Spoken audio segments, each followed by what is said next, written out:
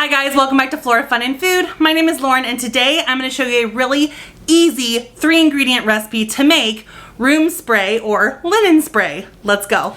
Okay, I have 3 cups of filtered water and you can either use kind of a clear alcohol like vodka or like perfumer's alcohol.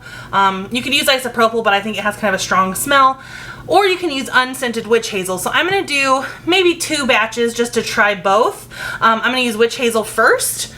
So 3 cups of water to 1 cup witch hazel. So you could, do 3 to 1 in any ratio. There we go. And then I'm gonna make different scents. So what I'm going to do is just mix this together, pour it in my bottles, and then I'll put the drops of essential oil in the bottles instead of making a big batch in here and then divvying it out. So to make this a little easier, these came with funnels. So I'm gonna give this a good mix just to make sure the water and witch hazel are nicely mixed together.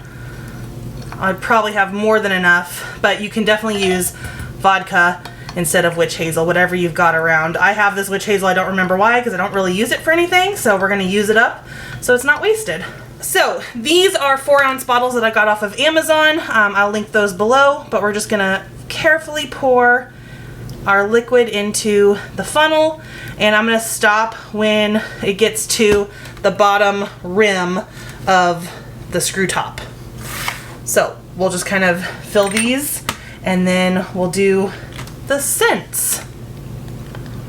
Okay, I have finished filling all my bottles. I ended up just filling them to about here so that I have room for the essential oil and the sprayer. So that was about a perfect amount.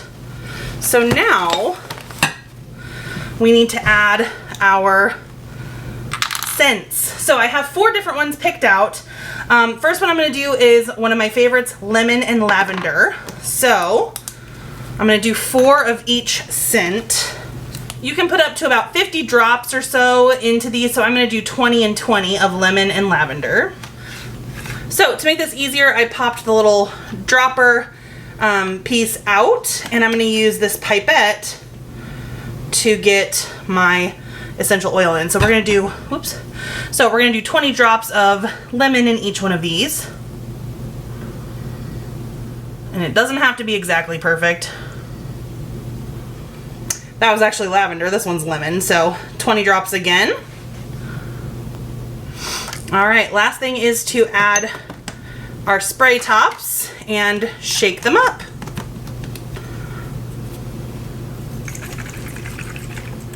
Now I do need to make labels so I don't forget what's what, so I'll just leave my essential oil bottles with each group of what's in it. So next up, we'll do 4 more.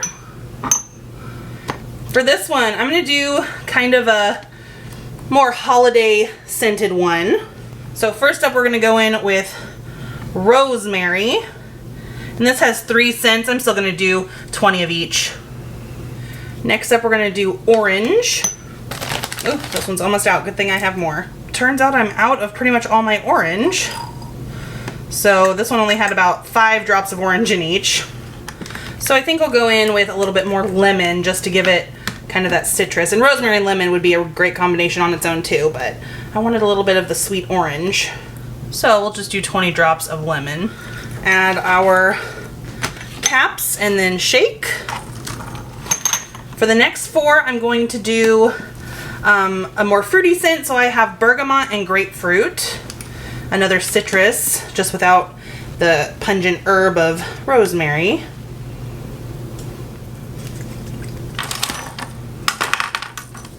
Alright, the last one I'm going to make more of kind of like an earthy scent, not so floral. I have forest pine, moss, cedar, and teak wood. And I'm going to do I'm probably going to do 20 of each just because I love this scent. Alright, other than labels, we are done making our room and or linen sprays. These are so easy. I really wanted to use herbs from my garden to do these, but after reading, it's just going to be too hard. You kind of have to make your own essential oils, and I just don't feel like taking the time or energy to do that. So we're just going to use the essential oils I already have and witch hazel or vodka, which I already had. And then we have 4 different delicious scents for room and linen sprays. The label, I added a rounded rectangle and made it size 3 inches by 1.5 inches because that's what would fit on the label. I also added a text box, but I need to make my border that I like. So I am copying and pasting the rectangle twice, and I'm going to change the color just so that I can kind of see what I'm working with. So I made a black one, copied it, pasted it, made it red. So now I'm going to line them up, and I'm going to make the red one 0.05 inches smaller than the black one. So 2.95 and 1.45, and then I'm going to line them up so that they are centered on each other. So click the align button after you've highlighted them and make them horizontally aligned. Then highlight both, click slice, give it a second, and it'll slice out the shapes. Delete the red, delete the middle of the black, and now you have a border.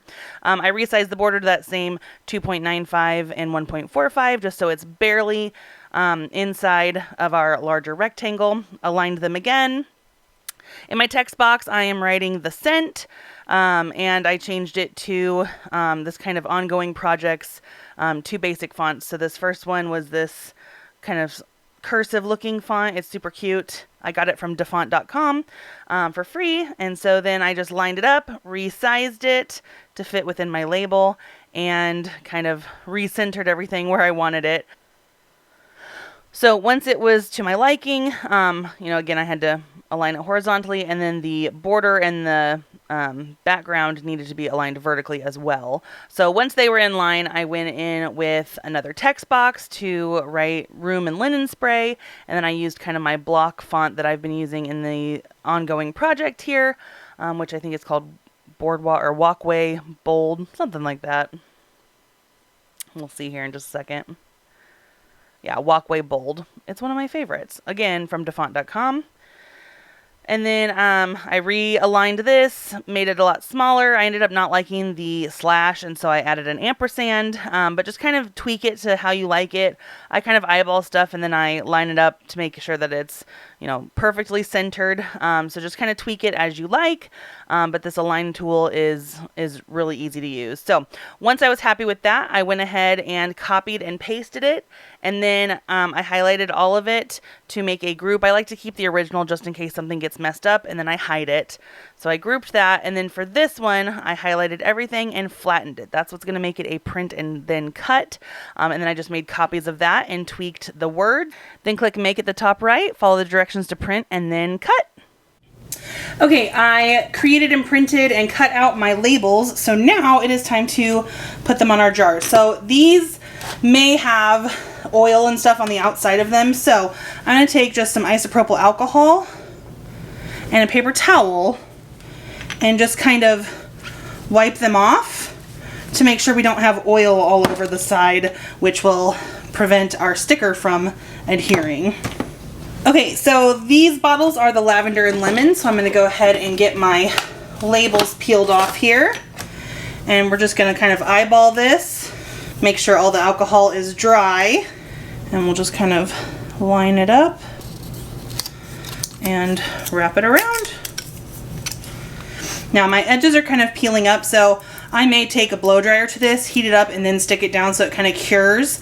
You could also go in with some Mod Podge and get it to stick down.